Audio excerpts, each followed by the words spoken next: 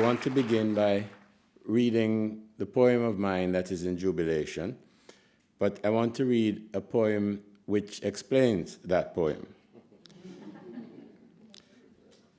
It's called Literary Evening, Jamaica.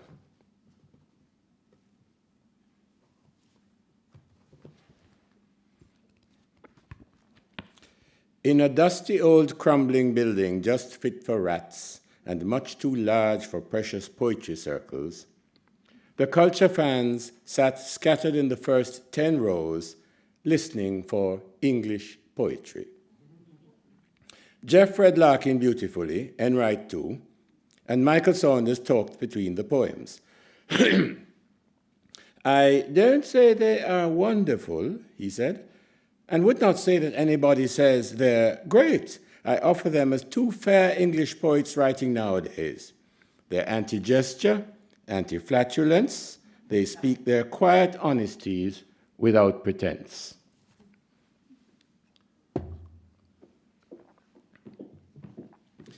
The longer section of the evening's program was poems by the locals, undergraduates, some coarse, some wild, and many violent, all bloody with the strains of rape and childbirth, screaming hot curses anti-slavery. Down with the limey bastards, up the blacks, Christ, let's tear the painted paper off all the blasted cracks. The more I heard, the more it seemed a pretty rotten choice to read us Larkin.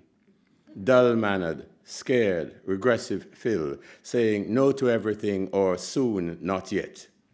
So many bulging poets must have blushed and wondered where the hell they'd ever get with noisy poems, brash, self-conscious, colorful, and feared that maybe they were born too crude.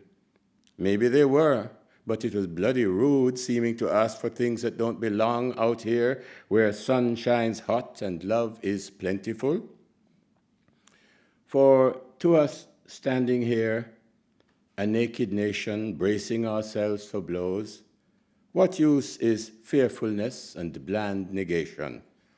What now if honesty should choose to say, in all this world's confusion, that we are still too young for disillusion?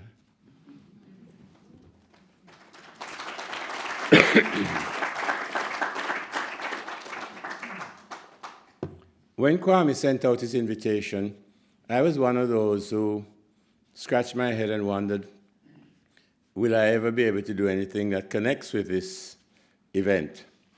And at a very late stage, I sent him this. Reprise.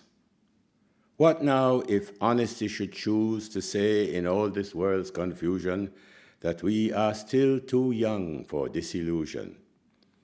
Well, that was 1962.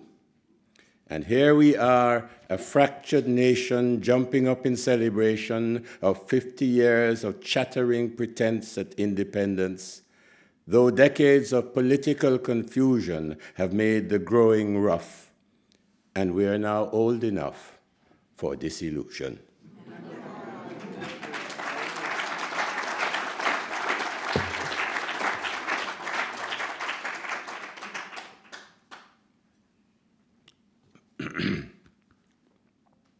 The early rebels.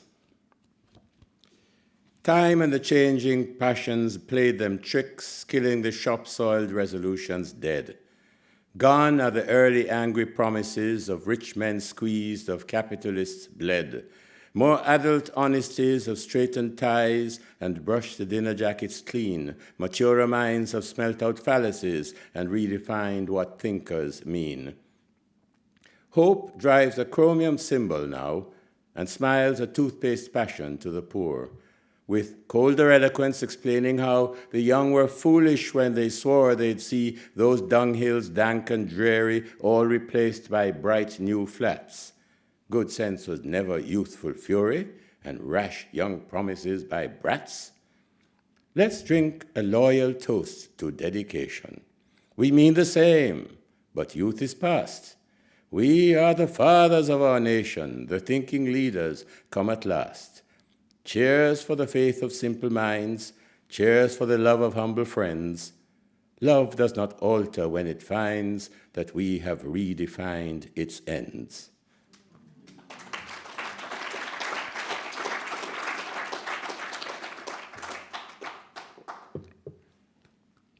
Eve. The garden seemed a proper paradise until she buck up on a serpent, talking nice.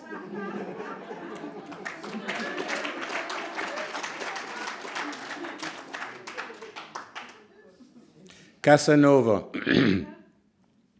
Flaunting his gym-toned pectorals, washboard stomach, fashion-conscious locks, he worked the image of philanderer, every woman's fantasy or threat. But something tremulous inside his gravelly baritone exposed a small boy quivering in the dark, his mother dead, his father gone away, groping for explanations.